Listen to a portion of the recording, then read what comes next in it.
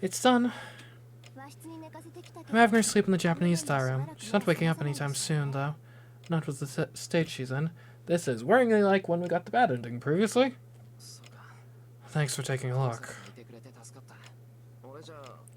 I wouldn't have been able to treat Saber. Well, I just took her armor off to make her more comfortable. There's really nothing to thank me for. Saber's not improving, so I didn't do much. But still, I'm glad Tasaka was here. Don't worry, I have time carrying Saber. Tasaka understood what was going on. It's been an hour. She tried telling Saber what she was going to do, then took her armor off. So, what happened? You went to go find Shinji and you came home with a wounded Saber. I know something happened. Care to explain?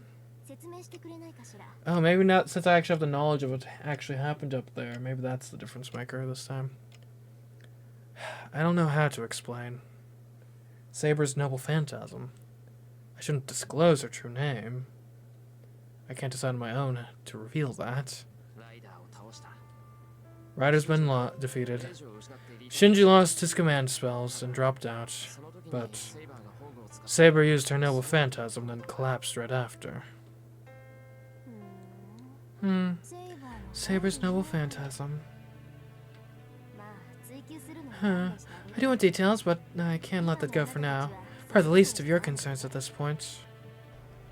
Why? What do you mean, the least of my concerns? How is that unclear? You gotta figure it out by now. That Saber's going to disappear. What? She says it so calmly. Just like it just casually brings up the one thing I've been trying so hard to avoid. Disappear? Saying Saber's going to disappear? Yes, Saber's almost out of magical energy. I know it's sort of noble phantasm she used, but it must have burned through an incredible amount of magical energy.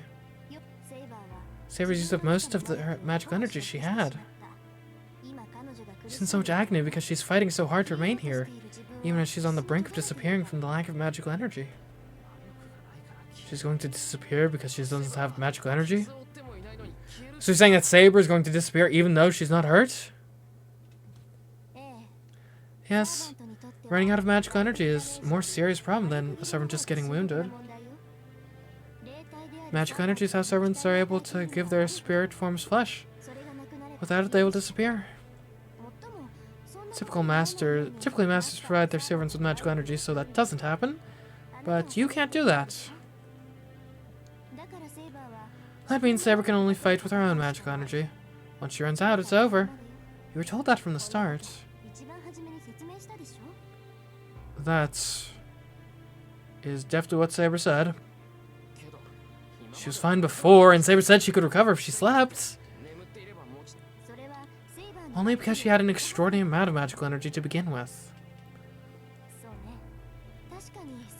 And yes, there is still some magical energy left in Saber. She can probably recover enough magical energy to maintain her body without disappearing. But that'll be about it. Saber will need to fight as she is now. She absolutely cannot use her noble phantasm again. Next time she does, she will disappear. She'll disappear if she uses her noble phantasm?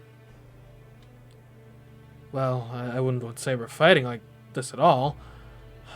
I don't ever want to see Saber on her knees in that kind of pain again. Now do you understand? You only have two ways of getting Saber back to her normal state. Either the master replenishes their magical energy, or they have the servant collect magical energy themselves. A servant collecting it themselves. That would mean killing innocent people like Ryder. That's impossible. Saber would never do that. She said herself that she'd never do such a thing. I figured as much. If she had to involve innocent people, I'm sure Saber would choose to let herself disappear. Then there's only one other option. If you don't want Saber to disappear, you'll need to provide her with magical energy.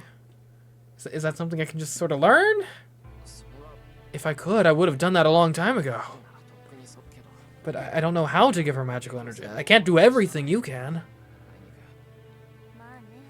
Probably not. And it's too late to teach you MageCraft to share magical energy. If you're really not suited to be a mage, so it would probably take you a year to learn. Even if you learned it, you wouldn't be able to use it. Well, a path should have been created between you and Saber during her summoning, so there might be a different way, but... Listen, if you want to save Saber, you'll have to make her attack people and then have her eat their souls. What is this other way you were talking about? Which I'm sure you know already. That's the most realistic method. But it's... I'm sure Saber would hate that. But if you just do nothing, Saber will disappear, and you'll become a target for other masters. Saber's going to disappear. I can't even consider that. I still remember the warmth of her body when I was carrying her. There's only one answer. Use a command spell, Mia. That should at least let you avoid the worst case here. I only have one left if I use the command spell now. What she's trying to say is... I need to order Saber to kill innocent people. I can't say anything. I resent what Tosaka's saying, but there's a part of me that has to admit it could be one of our options. How do you decide? Saber's condition might settle down if she sleeps, but she's at her limits.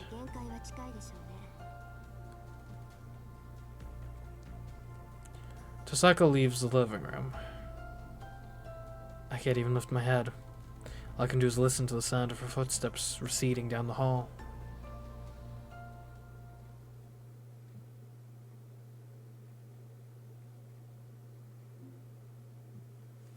Are we saving here? Well, obviously we're saving. I guess the question is, are we continuing any further? I think... Presumably it's not super long. I think I may be willing to do one more day.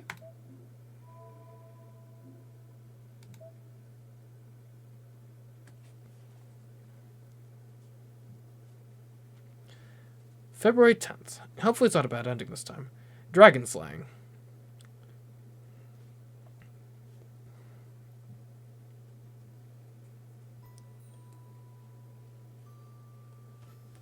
Altria. That's the name she was given when she celebrated her coming of age. It was wartime. It began with the collapse of an empire. An empire that had been meant to be eternal was slowly waiting to die amid invasions from all sides.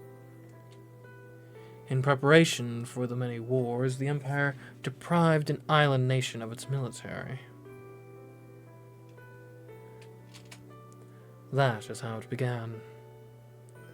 Having lost the Empire's protection, her nation had no choice but to become independent, and over time it broke up into smaller nations. Is this the history of England post-Roman, conquest? After the Rome withdrew from the British Isles?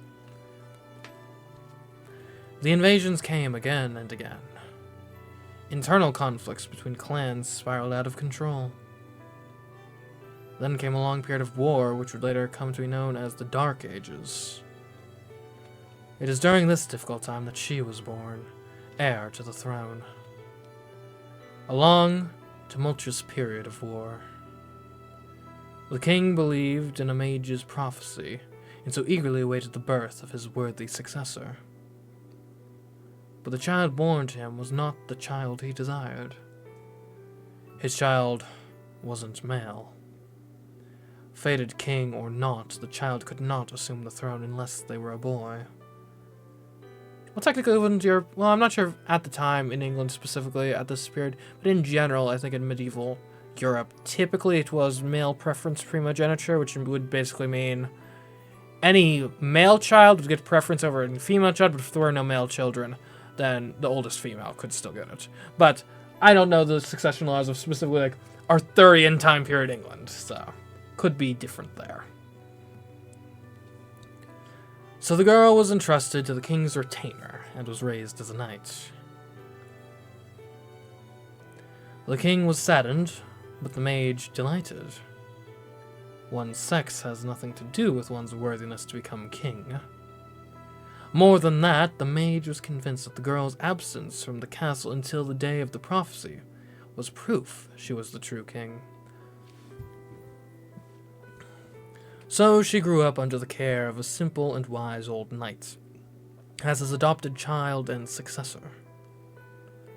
The old knight did not believe in the mage's prophecy. He simply raised her to be a knight, and hoped for her to continue growing because he felt something from her that reminded him very much of his own lord.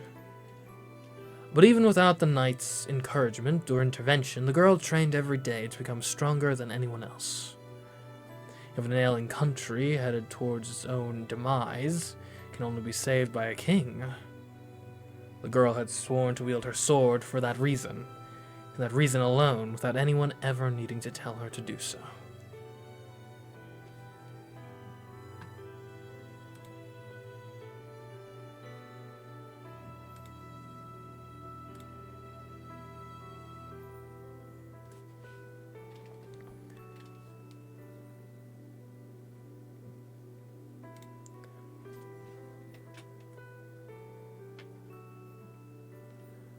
And then the prophesied day arrived.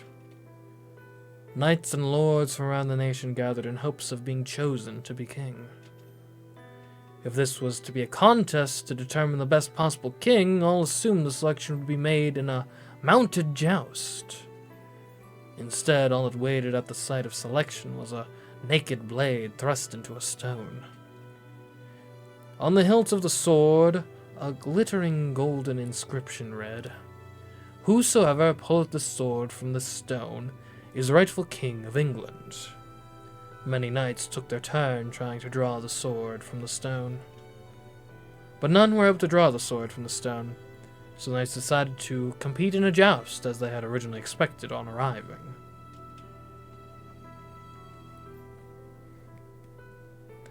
The girl was not yet a knight, and so could not participate in the joust. She approached the stone of selection, which sat largely abandoned, its appeal having long since faded, and reached for the sword's hilt. She did not hesitate. Wait just a second there. Maybe you should think before you take hold of that. She turned around, and before her stood the most feared mage in the nation. He gave his warning. Once she takes hold of that sword, she will cease to be human. She responded only with a nod. To be king is no longer to be human. She has been resolved to this from the moment she was born. To be king is to kill more than anyone, in protection of everyone. The young girl thought of this every night, and lay in bed shivering at the implications until morning. Not a day went by that she was not afraid. But in that moment, she pledged that her days of fear were at an end. She drew the sword effortlessly from the stone, and bright light engulfed the whole of the site of selection. And in that instant, she ceased to be human. A king's sex does not matter. So long as they carry out the function of a king, none would care about a king's appearance, or even bother to pay attention to such a thing. And even if someone noticed the king was a woman, it would not matter so long as she was a good king. The sword's magical energy must have halted her growth. While many knights found it eerie and feared her, most saw their lord's immortality as a divine gift. And so, the legendary, celebrated age of the king began. The new king in battle was seen as something of a god of war. The king always led from the front. No enemies could stand in her way. Altria, the god of battle. Hailed as a dragon incarnate, she knew no defeats. In 10 years, she fought 12 battles and never once lost. In those days, her chief duty as king was on the battlefield. Not once did she turn back, not once was she disgraced. She was raised to kingship and fulfilled her obligations without hesitation.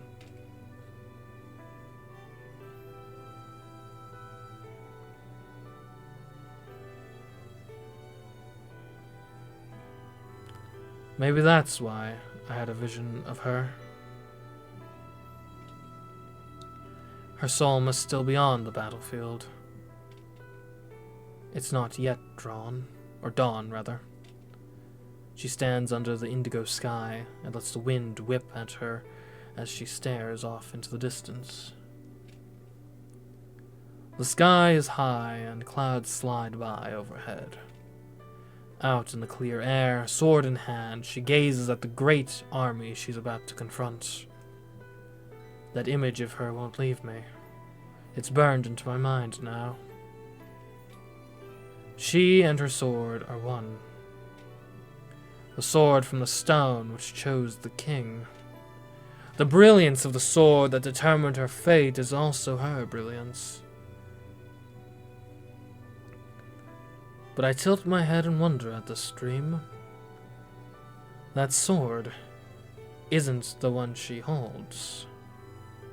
It's similar but different. The sword she holds now isn't the one she used last night. But if that's the case, what happened to that incredible sword?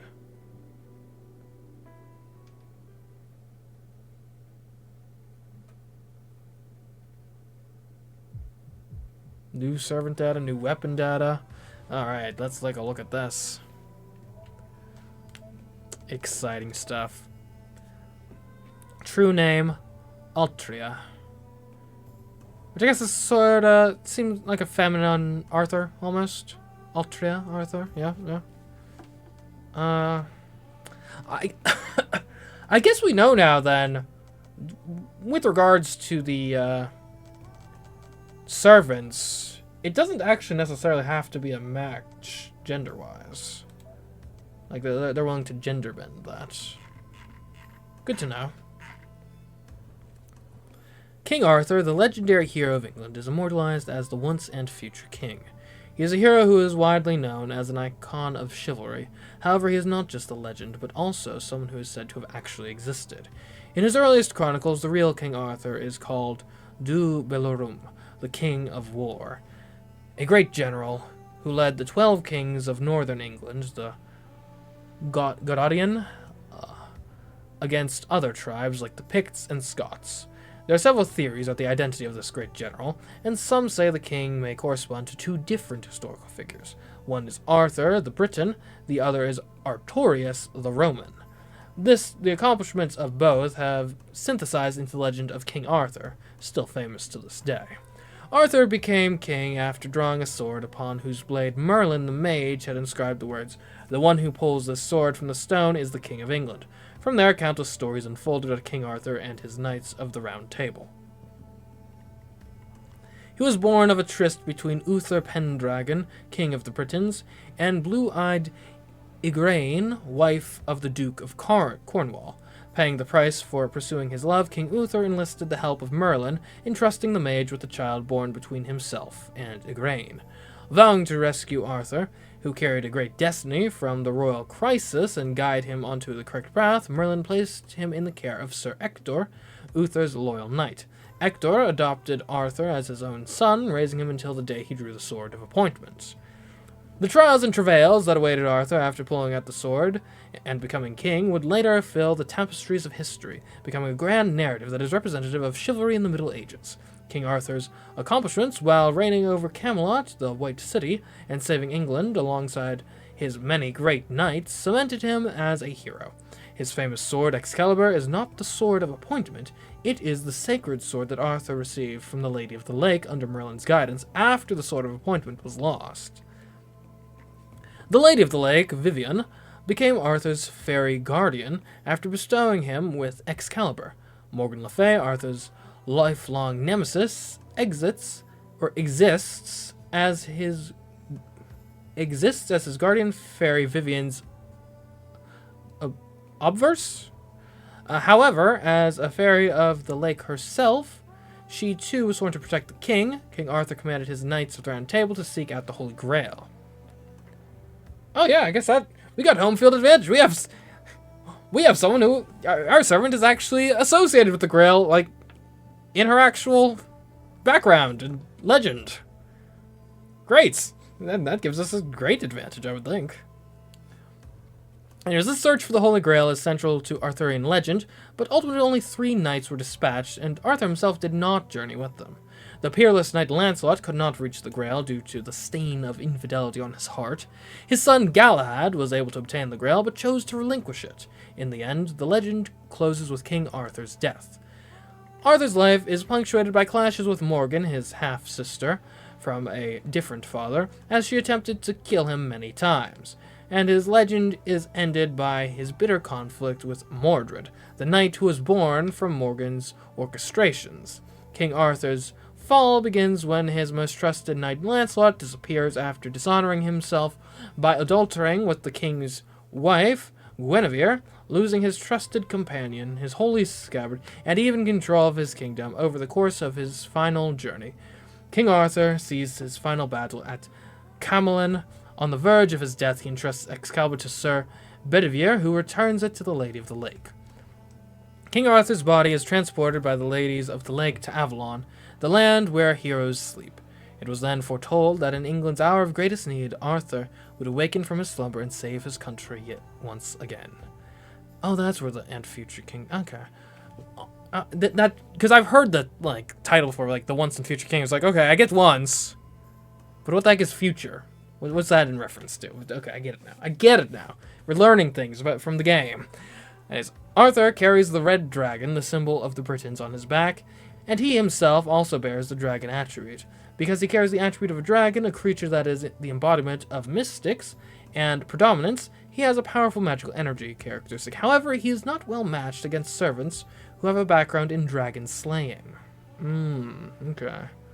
Be careful with dragon slaying. And also, I will say, be careful with betrayal. Sounds like there's a lot of betrayal in Arthur's downfall. So yeah. A lot of betrayal there. So don't get Altria. Good to finally know her name. Don't get Altria killed by a dragon slayer. So let's hope that we don't have what's his name? Doesn't Beowulf slay a dragon in part of that story? So let's hope Beowulf wasn't one of the servants. And then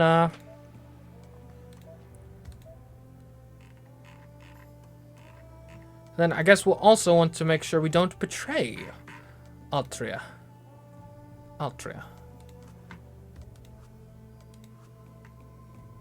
Anyways, when I wake from my dream, I find myself in my own room. It's bright outside. I must have come back to my room last night, unable to make a decision, then fallen asleep while I was watching over Saber. That was a dream? It was a strange dream. What I saw, I had no way of knowing any of that. And it wasn't the Saber I know. Is it even possible for me to dream of such a thing? Well, that sword was definitely different from the one Saber had. Well, that's because the sword of selection and the sword from the Excalibur are different swords, apparently. I rack my brain. Saber's identity had been unclear. And honestly, I still can't get my head around who she really is. Saber is Saber. I can't change the way I act around her, and I don't think Saber would want that in any case. But she looked incredible.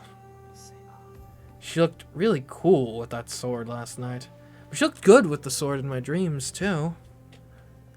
It'd be fair to say I was in awe.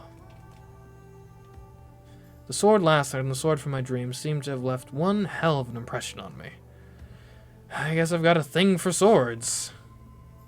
No, not like that.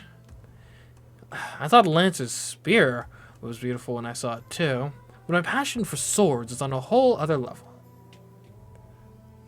It would appear I have a thing for swords. Well, that's not really anything new. Who doesn't appreciate a good, well-crafted sword? I draw in a deep breath and reach up, finding my forehead dripping with sweat. It sure is hot in here. I wipe the sweat from my forehead. It's winter, but my body feels flushed. I don't know why, but it feels like my blood is getting hotter and it's unsettling. How do I? Ever since I saw Saber's sword, my whole body's been hot for some reason. Left hand, the one with my command spells, feels like it's holding a hand warmer. It's the same sensation I felt when Tosaka made me swallow a jewel. Like there's something stirring in me or making me want to run. I take a deep breath, trying to calm myself. Saber's probably still asleep. She still hasn't woken up. But it looks like she's stabilizing. Her breathing is even, and that pained look she had last night has smoothed over. Saber is sleeping peacefully. It's a morning like any other. Maybe.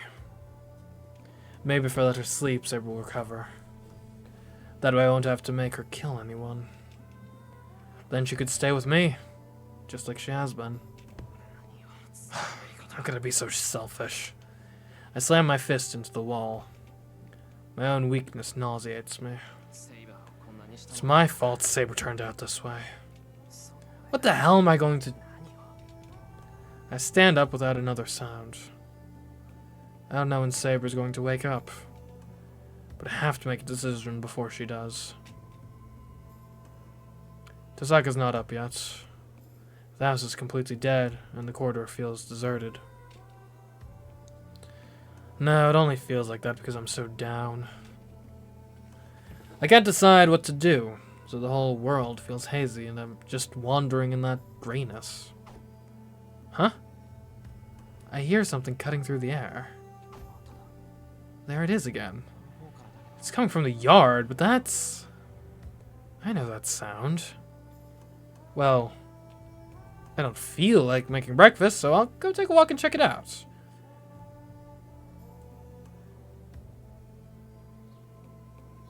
It's colder than usual. Must be really cold for me to feel feverish as I am. It looks like it might even snow. It's coming from the shed. The sound of something slicing through the air reaches me at regular intervals. As I cross the yard, my breath mists the air.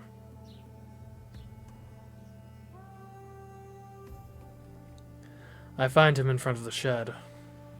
Given how unsurprised I am to find him, I guess I figured he'd be here. He must have been shooting his arrows. The moment Archer sees me, he lowers his bow in displeasure. That's dangerous. Don't shoot arrows in my house. What are you going to do if one hits something? Nothing in particular. I wasn't using arrows to begin with. Can't hit anything if you're not shooting anything. Aren't you, like, not supposed to dry fire bows, specifically? He doesn't have to tell me that. So the sound was just his bow itself. For some reason, Archer was just plucking his bowstring, not firing arrows. That's a good-looking bow. Didn't want to say as much earlier, but I guess you're a bona fide archer. I wonder. I'm not an archer like you understand it. So even if you ask, I can't teach you anything about archery. Your archery is about shooting arrows for yourself. Mine are used to strike at enemies. You think of archers with a concern for things like civility. His lip curls snidely. I still can't stand this guy. I never thought to ask you about archery in the first place. I was just wondering what you were doing. As you can see, I'm just keeping my skills sharp. The injuries I sustained from Saber have healed. I can't stay on guard duty forever. I see. So his wounds have healed. That means Tasaka will get back into the fight. I turn on my heel. If Tasaka and Archer are going to rejoin the battle, I need to make a decision too. I need to go somewhere I can think alone. Have you ever heard the word Zanshin before? Huh? It literally means lingering heart. And it's a concept dealing with the time you have after making your move. I feel it's the only thing my archery and your Kyudo discipline have in common. What? I didn't ask for a lecture on the 8 stages of shooting. Just listen. They say the body remains in the same place after you shoot a bow. That's what Zanshin is. Yes, there are 8 movements in Kyudo called the Shaho Heisetsu, which are the 8 principles of shooting. The final step of Zanshin is what follows after releasing your arrow. Yeah, what about it? I'm talking about preparedness. Zanshin is not about making sure your arrow strikes the target. An arrow has already struck its target by the time it's released. The shooter simply moves according to the image they envision. So they don't need to check whether it's hit or not. If, when you shoot, you think your arrow won't hit, it won't. If you believe it will, it will. That's absurd. No matter how much you might think a shot will hit, some shots won't. If all they had to do is think it will hit, everyone would hit a shot every time. Do you really think so? You, at least, hit the target every time? What? He catches me off guard there. I mean, he's right, but... Well, I don't care about that. The point I'm trying to make is this. Zanshin isn't about determining whether or not your arrow hits. Everyone knows what happens to the arrow they fire. Zanshin is the mindset of accepting the consequences of the shot. I know that. You telling me I need to follow through to the very end? Exactly. I heard what happened to Saber. She must have known something like this would happen from the start. Fighting with any chance of renewing her magical energy could only lead to her disappearing. That was already determined, then. All that's left is to accept the results. He's telling you that no matter what I decide, no matter what it does to Saber, all I can do is see it through. I turn my back to Archer. This time I'm going to be the one to leave Archer hanging. Oh, and one more thing. I'll go ahead and tell you since you don't seem to have figured it out. His voice comes from behind me. Saber must have known she would disappear if she used her noble phantasm. She probably never intended to use her noble phantasm in the first place. This time I hear nothing of his usual sarcasm. But she did use her noble phantasm. There can be only one reason for that. Saber chose protecting you over keeping herself from disappearing. Yeah. Never forget that. For once, his voice is completely sincere. He's only telling the truth here.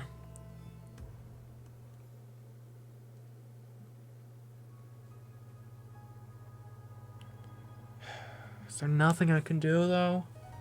Really? Also, why am I going to the park? This is a terrible idea. This had better not just be a more roundabout way of getting to the same bad ending as before. The park is empty as usual.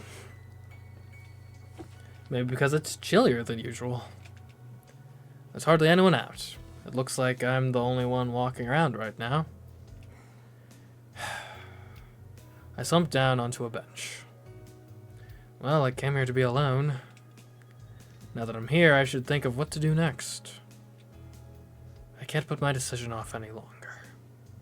If I want to defeat the other masters that end this Holy Grail War, I need Saber. That's not what this is about, though. I just don't want to lose Saber. But that means I'd have to have Saber attack people like Ryder did.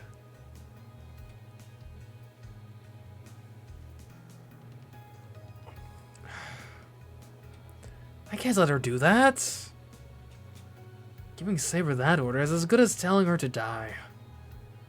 Besides, I think she'd just refuse outright. But when my head slumps down, I see my left hand.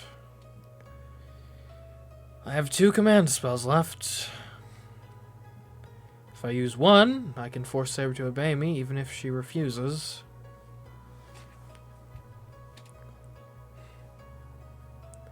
I bite my lip and shake the thought off. It's ridiculous. Time slips by me as I sit on the bench. I have no idea how long I remain sitting there. But just as my fingers start to tremble from the cold... Ilya. I thought I'd never see you again, but you're here. I look up, hearing a voice calling to me. It really is you. Hello, Shiro. You look down. Did something happen? Ilya? Did you come all the way here by yourself? Again? It's not safe. You never know where masters are lurking. I'm about to warn her that other masters might be lurking nearby, waiting to attack. I catch myself realizing how stupid that would be. Ilya's a master. I shouldn't be worried about her. We're enemies. Sorry, I don't have time to talk right now. I know we bumped into each other, but I can't talk today. It's going to be really cold, so you should head home. I don't get up from the bench as I dismiss Ilya. There are plenty of things I'd like to talk to her about, but I can't think of anything other than Saber right now.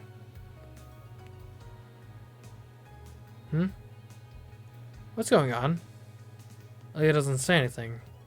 She's looking at me as if I'm a stranger. Ilya? Sorry, I don't mean to be harsh. I've just got a lot on my mind right now. I know. Saber's about to disappear, right? And you're wondering what to do. Just out of nowhere. Ilya's voice has gotten so cold and detached.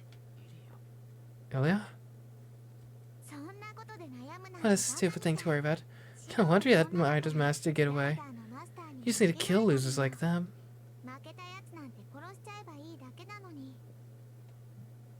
I move my feet.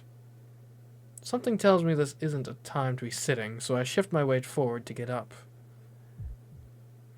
But, my body doesn't move, as if I'm entranced by Ilya.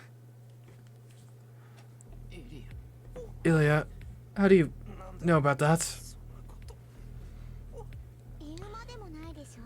There's not much to explain.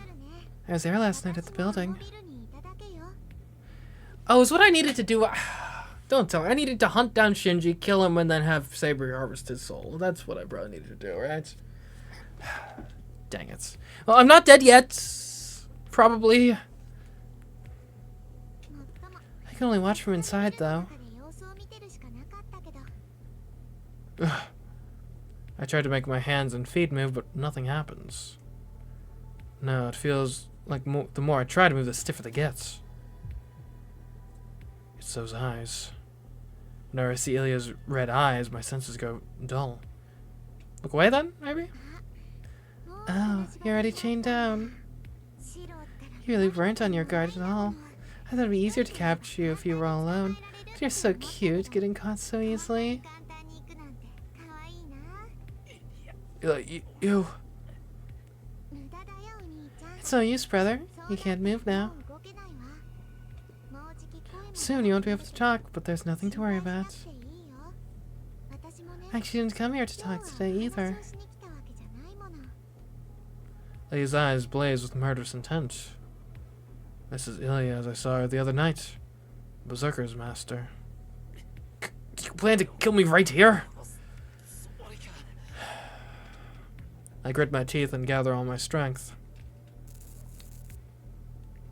But my fingers won't so much as budge. It's like Ilya's stare has frozen every nerve in my body.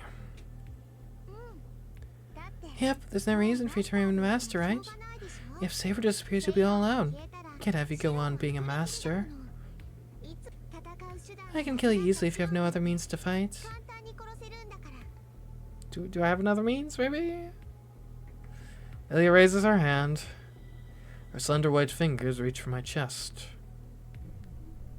Ooh, what's this? I'm glad I found you before the others killed you. This is different. What happened to my perspective? So good night, brother. Sarah's going to disappear anyway, so the sooner the better, right?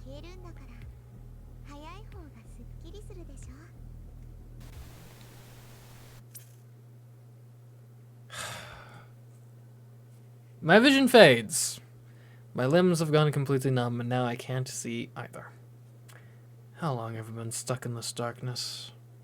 Before I can figure out whether I'm alive or dead, I lose consciousness.